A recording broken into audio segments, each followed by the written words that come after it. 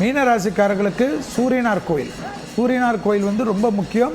அதே சமயம் ரத்தத்தில் பரவக்கூடிய நோய்கள், ரத்தம் குறையிறது, ஹீமோகுளோபின் குறையிறது, பெண்களுக்கு ஹார்மோன் குறைபாடுகள் எல்லாம் ரொம்ப முக்கியம். ஜென்மத்தில் சனி 3ஆம் இடத்தில் இருக்கக்கூடிய குரு 4ஆம் இடத்தில் வருவது, உங்கள் ராசிநாதனே குரு என்பதை ஞாபகத்தில் வைத்துக் கொள்ளுங்கள். கேந்திரத்தில் குரு 10ஐ பார்ப்பார். அதனால் தொழில் அபிருதமாக வளரும்.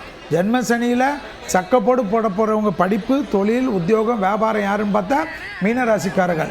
அதே போல் 8ஆம் இடத்தில் இருக்கக்கூடிய இடத்தை குரு பார்க்கறதுனால ரொம்ப நாளாக ஹாஸ்பிட்டலில் போனோம், இந்த சர்ஜரி பண்ணோம், காஸ்மெட்டாலஜி பண்ணோம், சின்ன பைல்ஸ் ஆப்ரேஷன் பண்ணோம்னா கண்டிப்பாக பண்ணக்கூடிய ராசி மீனம் வருவார். சுபவிரய பிராப்தம் ஏற்படும். 12இல் இருக்கக்கூடிய ராகுவை குரு பார்க்கறதுனால கடல் கடந்து செல்லக்கூடிய பிராப்தம், கடல் கடந்து முதலீடு செய்வது, கடல் கடந்து உத்தியோகம் செய்வது, எல்லா விதத்திலும் ஏற்றம் பெறுவது, தனிப்பட்ட முறையில் செல்வாக்கு பெறுவது, நீண்ட நாட்களாக இருந்த தடைகள் தவிடுபடியாக்குறது, திருமணத்தில் இருந்த பாதிப்புகள் நிவர்த்தி ஏற்படுவது, குடும்பத்தில் சுப செலவுகள் டக்கு என்று நீங்கள் உதவுவதெல்லாம் மீனராசிக்காரர்களுக்கு ஏற்படும்.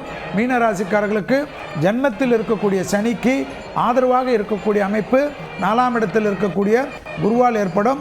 பெற்றோர் பெரியோருடைய தேகாரோக்கியம் கவனமாக பார்த்துக்கொள்ள வேண்டும். சகோதர சகோதரிகளுடைய தேகாரோக்கியம் பார்த்துக்கொள்ள வேண்டும். பெற்றோர்களுடன் வாக்குவாதம் கூடாது, சகோதர சகோதரிகளுடன் வாக்குவாதம் கூடாது. பூர்வீகத்தில் மட்டும் சிறிது கவனமாக இருந்தால் மற்ற விஷயங்கள் எல்லாம் அனுகூலம்.